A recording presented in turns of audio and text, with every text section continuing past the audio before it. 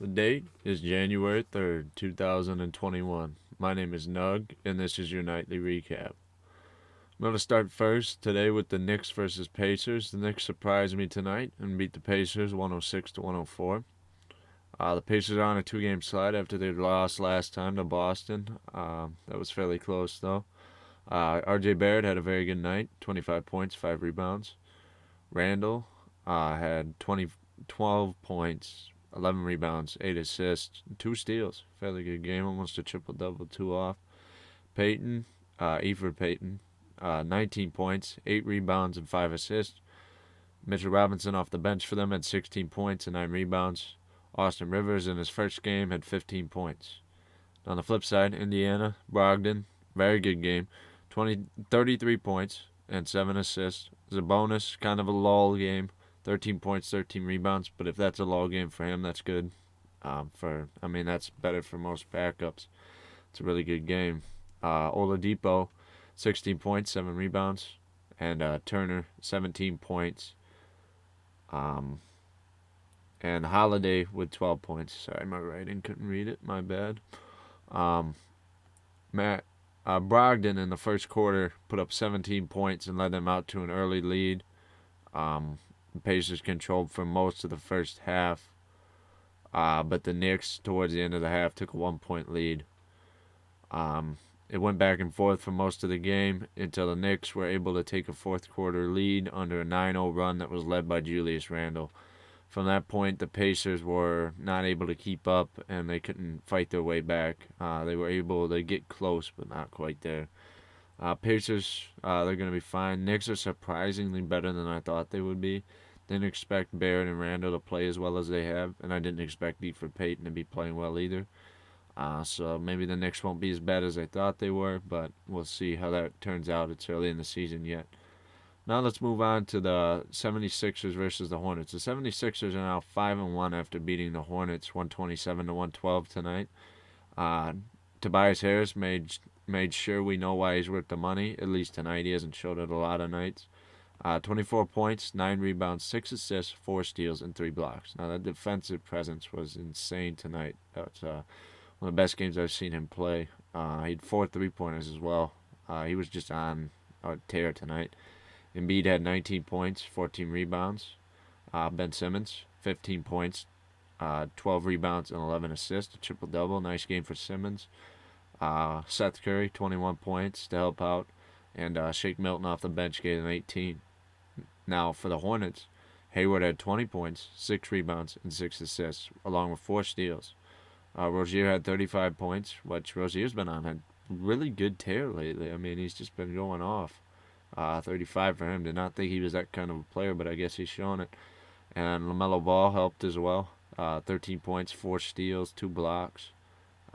Pretty good defensive performance. Must be a fairly sloppy game because a good amount of the guys had a lot of steals.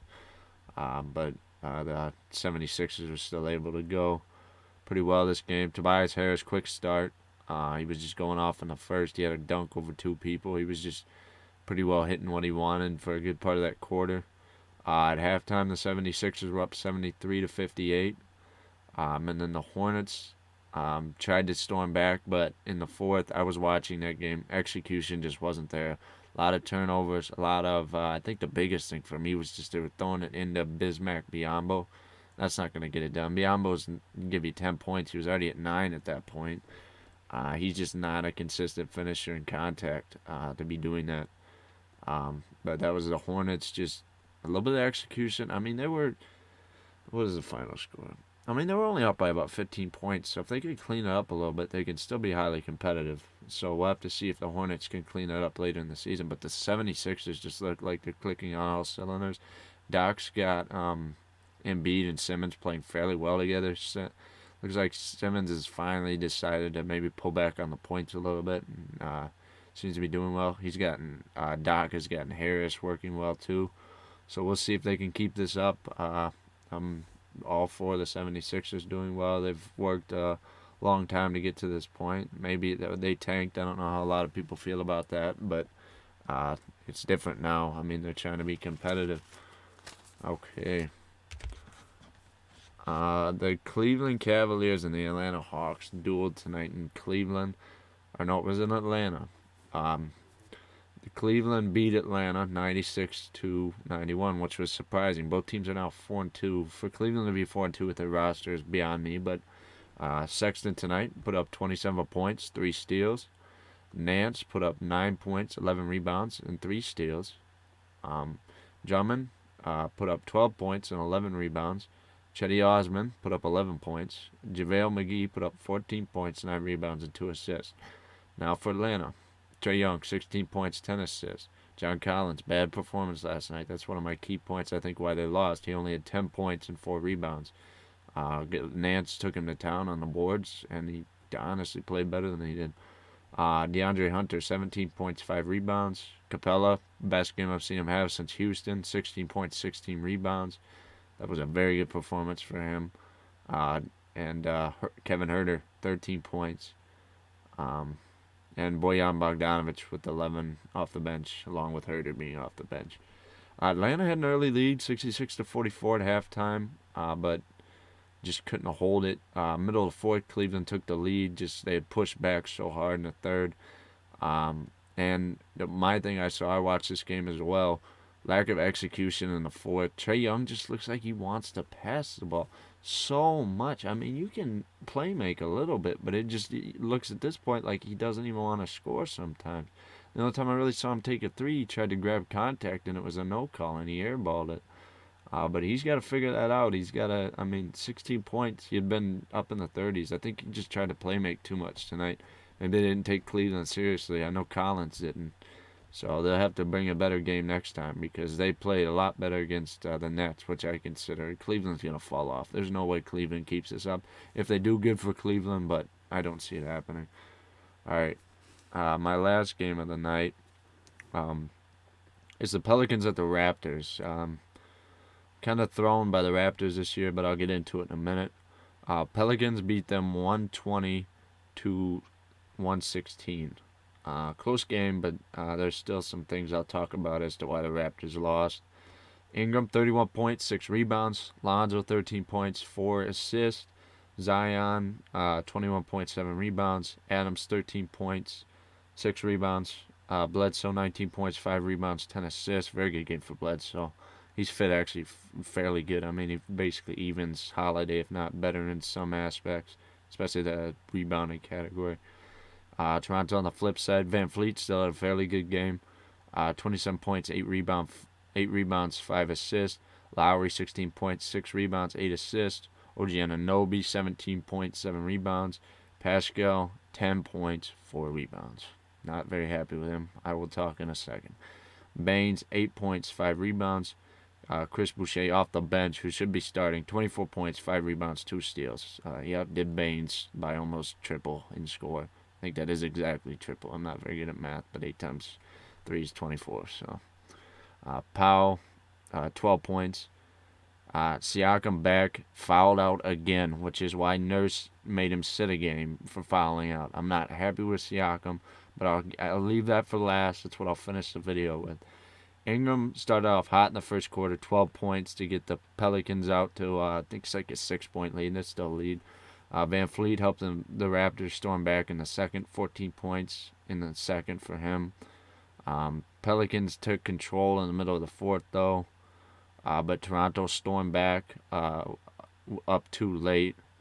And then Ingram iced the game with 2 free throws. Big thing for me, Siakam, non-existent. Man makes $100 million a year. 100 million. He has 100. That was stupid. He makes 20. Wait, no. Contract's about 120. So yeah, about 25 million a year, if not more. I'm not 100% on his contract, but it's a lot of money for him to put up 10 points and 4 rebounds. Siakam, as the pieces have went away in Toronto. First it was Kawhi and Danny Green, and now Ibaka's gone and Gasol. He has looked less and less of a max player. He just is a shell of his former self. He's a Robin that they're trying to shove into the Batman role, and he's not going to fit. Siakam has regressed to a point where I just can't see him as a franchise player. I don't see it. Um, Unfortunately for the Raptors, I don't see a savior coming. So they got to get something together. This might make my friend that watches, that's a big Raptors fan, not very mad, but Toronto's trending towards the bottom of the conference if they keep playing like this. They play well, but they have a bunch of Robins with no Batman. They have a bunch of role players, very good role players, some very good starters, but they don't have that push anymore. They don't even have. I mean, they could use DeRozan at this point. I mean, back in the old days when they had DeRozan, they don't have a guy like even that DeRozan's level. They don't have Kawhi. They don't have a Paul George. They don't have a Giannis. They don't have a Jimmy Butler. They don't have a Tatum. Even Jaylen Brown would be good for this team. They just don't have that guy that pushes them over the top. Van Fleet's trying his best, but even he can't pull this team right now. Baines, their center position is lackluster. Baines is okay, but I mean, bring Boucher up. Boucher would help that. But what they can't help is the mentality of Pascal Siakam. He's almost giving off like Nurkic vibes to me. I don't know how much you guys know about Nurkic, but they say they have to rile up Nurkic to get him to play well. And it seems like Siakam he seems like just a kid out there. Like he just is lost. Like he doesn't know what he's got to do when there's two people guarding. He just can't handle when he's the focal point. He can't handle it, and his defense has fell to a point where it's somewhat subpar at this point, especially fouling out every other game. This was his first game back. So that is back-to-back games he's played where he's had 6 fouls.